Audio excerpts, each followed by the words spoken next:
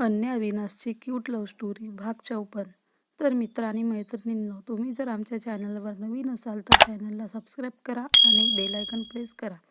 मागील भागात रेवाने डोळे मिटले आणि तिने मनात बाप्पाचे आभार मानले की तिच्या आयुष्यात अन्या आली त्यामुळे आणि अन्याचं मैत्रीचं महत्त्वाचं नातं परत आलं होतं. त्या दोघींनी बाप्पाचे दर्शन घेतलं तेव्हा रेवाला तिची ओळखीचं कोणीतरी भेटलं, म्हणून ती त्या व्यक्तीशी बोलत उभी राहिली. त्याचवेळी अन्याचे लक्ष एका ठिकाणी गेलं व तिच्या डोळ्यातून अश्रू वाहू लागले. तर आतापासून पुढे अन्याला समोरची व्यक्ती थोडी धूसर दिसू लागली. मंदिराच्या कोपऱ्यात तिला एक ओळखीचा चेहरा दिसला. पहिला तर त्यांना बघून तिला भीतीच वाटली, पण नंतर त्यांची अवस्था पाहून तिला वाईट वाटलं. 60 किंवा 65 वर्षाच्या आसपास वय आणि किरकोळ शरीरयष्टी असलेली एक वयस्कर बाई एकाच ठिकाणी बघत बसलेली होती. त्यांच्या चेहऱ्यावरून असं वाटत होतं की ती आपल्याच विचारात हरवलेली आहे. आजी, त्यांना पाहून अन्या स्पष्ट आवाजात पुटपुटली. यावेळी तिचे अंगाची थरथर जाणवत होती. आता तुम्हाला प्रश्न पडला असेल, अन्या त्यांना पाहून एवढी का इमोशनल झाली असावी? कारण त्याआधी दुसऱ्या तिसऱ्या कोणी नसून अवीची आजी होती. बॉन्टीकडून तिला त्यांच्या तब्येतीतील माहिती पडले होते. 3 वर्षापूर्वीच्या त्या आणि आत्ताच्या त्या यामध्ये जमीन आसमानचा फरक जाणवत होता. अन्याने त्यावेळी त्यांना पहिल्यांदा व शेवटचं पाहिलं होतं. त्यांचा रागीट चेहरा आजही तिच्या डोळ्यांसमोर तरळत होता, पण आता चित्र काही वेगळंच दिसत होतं. बिचाऱ्या एकट्याच बसून होत्या आणि गहन विचार करत असाव्यात असं जाणवत होतं. अन्या घाबरलेली पण थोडंसं धाडस करून त्यांच्याजवळ आली आणि हळूवार आवाजात म्हणाली, आजी, कसे आहात? अन्या त्यांच्याकडे गोंधळून बघत बोलली, पण आजींनी काहीच प्रतिसाद दिला नाही. ते आपल्या विचारात इतके हरवलेल्या होत्या की अन्याच्या परिस्थितीची जाणीव देखील त्यांना झाली नाही. म्हणून अन्याने पुन्हा एकदा प्रयत्न केला. आजी. अन्या थोडी जवळ गेली व त्यांच्या हातावर हात ठेवून पुन्हा एकदा बोलली. तरीही काहीच बदल झाला नाही. त्या तशाच शांत आणि निर्विकार चेहऱ्याने एकटक बघत बसलेल्या होत्या. अन्या त्यांच्या स्थितीकडे पाहून गोंधळली आणि तिला थोडी काळजी वाटू लागली. तेव्हाच तिला मॉन्टीचे बोलणं आठवलं व तिला त्यांच्या परिस्थितीची जाणीव झाली. मॅडम, त्या तुम्हाला उत्तर देऊ शकत नाही. गेले 3 वर्षे झालं त्या कोणाशीच बोलल्या नाहीत. त्यांच्या घरच्यांशी देखील बोलल्या नाहीत की त्यांच्या बोलण्याला काही प्रतिसाद दिला नाही. मग त्या तुमच्याशी असं कसं बोलतील? तो व्यक्ती हताश होऊन बोलला. त्याच्या पोशाखावरून तो ड्रायव्हर आहे हे तिला समजलं होतं. तेव्हा अन्याने न समजून त्यांच्याकडे पाहिलं. मॅडम, त्यांना बोलायला त्रास होतो. खूप दिवसांपासून त्या अशाच आहेत. सतत काहीतरी विचार करत बसतात. ड्रायव्हरने आजींच्याबद्दल सर्व काही सांगितलं. ते ऐकून अन्याला त्यांची काळजी वाटली व ती काळजीने त्यांच्याकडे बघू लागली. आजी, तुम्ही मला ओळखलं ना? अन्याने पुन्हा आवाज दिला, पण अजूनही त्यांच्या चेहऱ्यावर काहीही प्रतिक्रिया नव्हती. अन्या त्यांच्या स्थितीकडे पाहत राहिली. त्या एका वेगळ्या दुःखात हरवलेल्या होत्या आणि अन्याला जाणवलं की त्या वेदना फक्त अवीच्या कुटुंबाच्या झालेल्या प्रसंगामुळे असाव्यात. ड्रायव्हर काका, जरा इकडे येता का? एका मध्यमवयीन बाईने ड्रायव्हरला आवाज दिला. मॅडम, तुम्ही जरा वेळ आजीजवळ थांबता का? मी 2 मिनिटात आलो, तो ड्रायव्हर बोलला आणि तात्काळ त्या बाईजवळ गेला. अन्याने त्या बाईकडे पाहिलं. त्या अवीची आई असाव्यात असं तिला वाटलं. आजी, तुम्ही मला ओळखलं का? मी मी मी अन्या. अन्याने आपली ओळख सांगितली आणि आजींनी हलकेच मान वर करून तिच्याकडे पाहिलं. त्यांच्या निस्तेज चेहऱ्यावर अचानक थोडी चमक आली आणि डोळे मोठे करत त्या अन्याकडे एकटक पाहत राहिल्या. जणू काही खूप काळानंतर त्यांना एखादं ओळखीच्या चेहऱ्याचं दर्शन झालं होतं, म्हणून चेहऱ्यावर थोडं हसू ही फुललं होतं.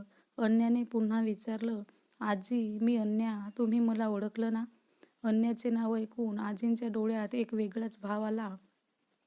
तर त्या हाताने तिला ओळखू लागल्या. अचानक त्यांनी हात पुढे केला आणि अन्याच्या चेहऱ्यावर हलकेच आपला थरथरता हात फिरवला. जणू काही त्यांना तिची ओळख पटली होती. अस्पष्ट आवाजात त्या थरथरत्या ओठांनी बोलण्याचा प्रयत्न करत होत्या. पण इतके दिवस गप्प राहिल्यामुळे तोंडातून शब्द बाहेर पडताना त्यांना खूप त्रास होत होता. "हो आजी, मी अन्या." अन्या त्यांचा हात धरून बसली. तिच्या डोळ्यातही अश्रू आले होते. आजींच्या डोळ्यातल्या वेदना आणि त्यांच्या आवाजातला थरथरता अनुभवून अन्याने एक वेगळाच भाव उमटला होता. त्या क्षणी तिला जाणवलं की त्या प्रेमाने आधारासाठी किती आसुसलेल्या आहेत. आजींच्या डोळ्यातून अश्रू ओघळले आणि त्यांच्या गालावरून खाली पडले. त्यांच्या हातावर आपले हात ठेवून ती शांतपणे बसली होती. तिने अलगद त्यांच्या गालावरील आसू पुसले आणि नकारार्थी मान हलवून रडायचं नाही म्हणून सांगितलं. तेवढ्यात प्रीती तिथे आल्या. "आई, काय झालं? तुम्ही का रडता आहात? आणि तू कोण आहेस?" प्रीतीने आजींचा हात अन्याच्या हातात आणि त्यांच्या डोळ्यात पाणी पाहून कपाळावर आठ्या आणून विचारलं. त्यांचा आवाज थोडा संशय आणि काळजीचा होता. ड्रायव्हरने पुढे स्पष्टीकरण दिलं. "मॅडम, ह्याच त्या. यांना मी आजींच्या जवळ बसवलं होतं, म्हणून मी तुमच्याकडे आलो." ड्रायव्हर पुढे येऊन बोलला. "ड्रायव्हर काका, आम्ही तुम्हाला किती वेळ सांगितलं आहे की अनोळखी व्यक्तीवर लगेच विश्वास ठेवायचा नाही. मला हे पुन्हा किती वेळा सांगावे लागेल?" प्रीतीने ड्रायव्हरला रागीट आवाजात सांगितलं. "मॅम, त्यात त्यांची काहीच चुकी नाही. मीच बोलले त्यांना मी इथे आजीजवळ थांबते." अन्या मध्ये बोलली. "बरं ठीक आहे." प्रीती अन्याचा हात आजींच्या हातातून काढत बोलली. "हे पहा काका, आम्ही तुम्हाला रागावले, पण त्यामागचं कारण तुम्हाला माहिती असेलच ना. आधीच एका अनोळखी मुलीमुळे आमचं घर उद्ध्वस्त झालंय. माझा मुलगा त्याच्या घरापासून दूर राहतो. आईची ही अवस्था देखील त्यामुळेच झाली आहे आणि याचं तर तुम्हाला माहीतच आहे. म्हणून माझा आता कुठल्याही अनोळखी व्यक्तीवर विश्वास नाही." प्रीती अन्यावर एक कटाक्ष टाकत बोलल्या.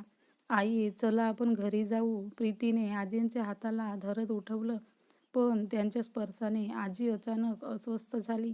त्यांनी जोरात प्रीतीचा हात झटकला आणि अन्याकडे वळून नकारार्थी मान हलवली. प्रीती थबकल्या. त्या आश्चर्याने आजींना पाहत राहिल्या.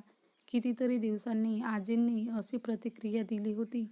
त्यांना कळत नव्हतं हा अन्याशी संबंधित काही भावनिक बंध होता का, की त्यामागे काही वेगळं कारण होतं. "आई, काय झालं तुम्हाला? घरी जायचं नाही का?" प्रीतीने काळजीने विचारत आजींना पुन्हा आधार देण्याचा प्रयत्न केला. पण आजींचा सगळं लक्ष अन्यावर केंद्रित होतं. त्यांच्या थरथरत्या हातांनी अन्याकडे इशारा केला, जणू त्या तिला थांबण्याची विनंती करत होत्या. "आई." प्रीती स्तब्ध झाल्यावर त्याच्या डोळ्यात आश्चर्य आणि धक्का स्पष्ट दिसत होता. इतके दिवस आजीचे निरुत्तर राहिल्या होत्या. ना कोणाशी बोलत होत्या, ना कुणाकडे पाहत होत्या, ना कोणती हालचाल करत होत्या. जणू त्या स्वतःच्या दुःखामध्ये पूर्ण हरवून गेल्या होत्या. पण आज त्यांनी अचानक अशी प्रतिक्रिया दिली होती. अन्या दिसल्यावर त्यांनी हात झटकला. अन्याकडे पाहून मान हलवली. "हे अचानक कसं झालं? ह्या मुलीमुळेच आई एवढ्या अस्वस्थ झाल्या असाव्यात का?" प्रीतीच्या मनात विचारांचे वादळ उसळलं होतं.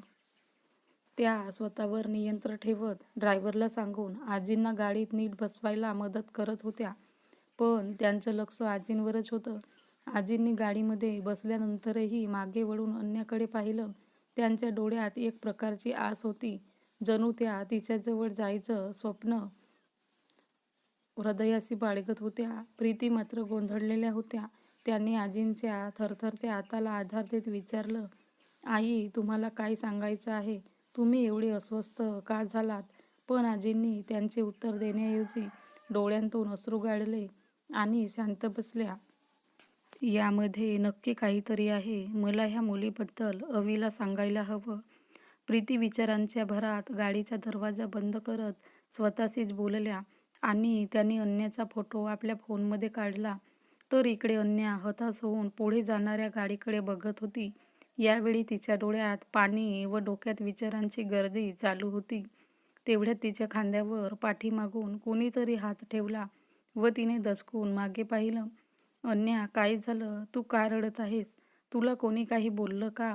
अन्याच्या डोळ्यात पाणी पाहून रेवा, जी आत्ताच तिच्याजवळ आलेली, तिने काळजीने प्रश्न विचारला. काही नाही रेवा, चल आपण निघूया. अन्याने आजूबाजूला पाहिलं तर काही लोक तिच्याकडे बघत होते. म्हणून तिने नकारार्थी मान हलवली आणि उलट्या हाताने गालावरील अश्रू पुसून रेवाच्या हाताला धरले व तिला घेऊन मंदिराबाहेर निघून गेली. अन्या, काय झालं? तू मला काही सांगणार आहेस का? बाहेर आल्यानंतर रेवा थोडी वैतागून बोलली. रेवा, मला मंदिरात अवीची आजी दिसल्या आणि त्यांची अवस्था पाहून मला खूप वाईट वाटलं. अन्या तोंडावर हात ठेवून रडू लागली. तर मित्र आणि मैत्रिणींनो, पुढे काय होईल तर बघत राहा ही कथा. आणि ही कथा तुम्हाला कशी वाटत आहे ते कमेंटमध्ये सांगा.